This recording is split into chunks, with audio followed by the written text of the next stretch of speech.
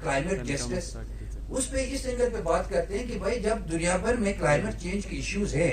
तो उसमें मसला ये आ रहा है कि जो रिसर्च बेस्ड हमें चीजें ये बताती है कि भाई अमीर से ज्यादा गरीब इफेक्ट हो रहे हैं आपके क्लाइमेट चेंज से। ऑलरेडी उनके सर्वाइवल के इश्यूज हैं, ऊपर से आपके क्लाइमेट चेंज के फैक्टर्स, आपके हेल्थ के मसला, आपके लाइवलीहुड के मसले, आपके फूड क्राइसिस, आपके एग्रीकल्चर सेक्टर तबाह हो रही है क्लाइमेट चेंज से। तो फैक्टर्स तो हैं, तो ये चैलेंज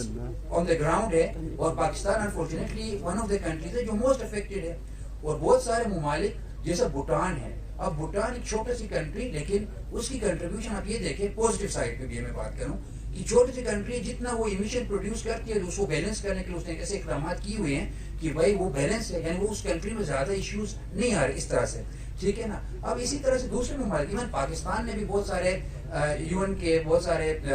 फोरम पे जाके बात की है कि हम 2030 तक कोशिश करेंगे कि अपने चीजें हम जो ना, इसलिए सोलर की बात यहाँ कर रहे हैं, हम इलेक्ट्रिक कार्स की बात इसलिए हम कर रहे हैं कि जो फॉसिल फ्यूल है इसकी कंजम्पशन को कम से कम करें, क्योंकि मेन इफेक्टर जो पूरी दुनिया भर में हम देखते हैं जो टॉप में है वो फॉसिल फ्यूल्स की जो ना बर्निंग की वजह से मसले खराब हो रहे हैं। और भी फैक्टर्स हैं डिफॉरेस्टेशन से लेकर दूसरे मामला, लेकिन जो मेजर चीजें हैं तो इस चीज के लिए अब हमारी एक तो जैसा मैंने कहा, अब हम ये बिल्कुल नहीं कह सकते कि भाई हम दुनिया भर में कंट्रीब्यूट कम कर रहे हैं तो भाई हम इस पर इकदाम ना करें। डेफिनेटली हमारे जो रीजन है, क्योंकि इकोसिस्टम है, माउंटेन इकोसिस्टम, यहाँ हमारे पास ग्लेशियर्स हैं, अब 7000 से अगर ऊपर हमारे पास ग्लेशियर्स हैं, हमारे पास रिवर है, हमारे पास यहाँ पे जो है इतने जबरदस्त लैंडस्केप। लेकिन अगर हम इस हमारे जो वाइल्ड लाइफ है उस पर खादिम साहब ने यहाँ हाईलाइट की कुछ चीजें, अब जरूरी बात है अगर दुनिया की जो टेम्परेचर राइज कर जाती है उसमें तो कोई एक बंदा या कोई एक फैमिली के ऊपर तो नहीं आएगा क्राइसिस, ये आपके पूरा इकोसिस्टम डिस्टर्ब होगा। अगर इको डिस्टर्ब हो जाएगा तो आपके फ्यूचर जनरेशन के लिए आप क्या छोड़ के जा रहे हैं। तो ये मामला तो इस वक्त एग्जिस्ट कर रही है। अब जब मीडिया अब रोल अदा कर रही है तो मीडिया के भी अपने चैलेंजेस हैं, क्योंकि दुनिया भर में पॉलिसी इन्फ्लुएंस में मीडिया का बहुत करता है। अब उस लिहाज से अब एक मसला जो आप देख रहे हैं, हमारे डिजिटल प्लेटफॉर्म, सोशल मीडिया बहुत अच्छी बात है, सबके पास एक्सेस है, सब ने अपने मुख्तलिफ डिजिटल प्लेटफॉर्म्स बनाए, लेकिन अब ये बात भी चल रही है कि भाई अब मिस इन्फॉर्मेशन नहीं जाना चाहिए, क्योंकि लोग ट्रस्ट करते हैं मीडिया के ऊपर। अगर हम कोई मिस इन्फॉर्मेशन मीडिया में दे देते हैं तो उससे बहुत सारे यानी जो कहते हैं परेशानियां बढ़ जाती हैं, लोग परेशान होते हैं अगर मिस इन्फॉर्मेशन के ऊपर। यूनेस्को की हमने बात की, यूनेस्को ने जब रिकमेंड किया था ये डे कि, तो उसके बाद जब यूएन लेवल पे बातचीत चली तो उन्होंने कहा भाई ये जो इतने सारे डिजिटल प्लेटफॉर्म्स जो बने हैं इसके लिए मिस इन्फॉर्मेशन को कैसे रोका जाए। खैर इन्होंने मेरे ख्याल 2022 में कोई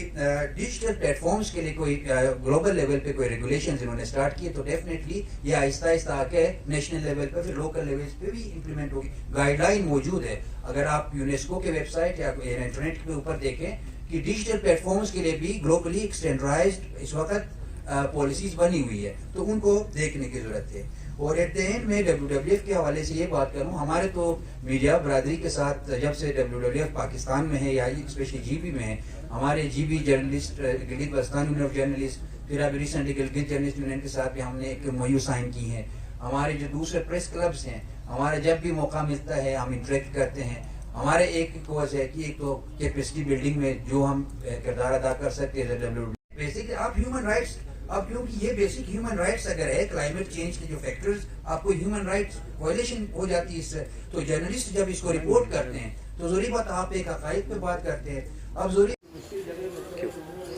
जी, दुनिया भर की तरह मुल्क के मुख्तलिफ इलाक़ों की तरह आज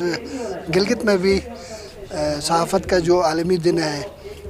ये मनाया गया, और इस दिन के हवाले से यहाँ एक अच्छी तकरीब का इनेकाद किया गया जिस पे सहाफ़ियों को जो है वो कुदरती माहौल के तहफ़्फ़ुज़ के हवाले से, उनकी ज़िम्मेदारियों की अदायगी के हवाले से उन्हें मुतवज्जो करने की कोशिश की गई। हम समझते हैं कि गिलगित बल्तिस्तान में जो सहाफ़ती आज़ादी को यकीनी बनाने के लिए और जो इस शोबे में काम करने वाले लोग हैं उनको जो ज़िंदगी के मुख्तलिफ़ शोबे हैं उनके हवाले से उनमें शऊर व आगाही को फ़रोग़ देने के लिए, उनकी पेशेवाराना तरबियत में इजाफ़े के लिए गिलगित यूनियन ऑफ जर्नलिस्ट और GB यूनियन ऑफ जर्नलिस्ट और दीगर इदारों के इश्तराक से जो काविश की गई है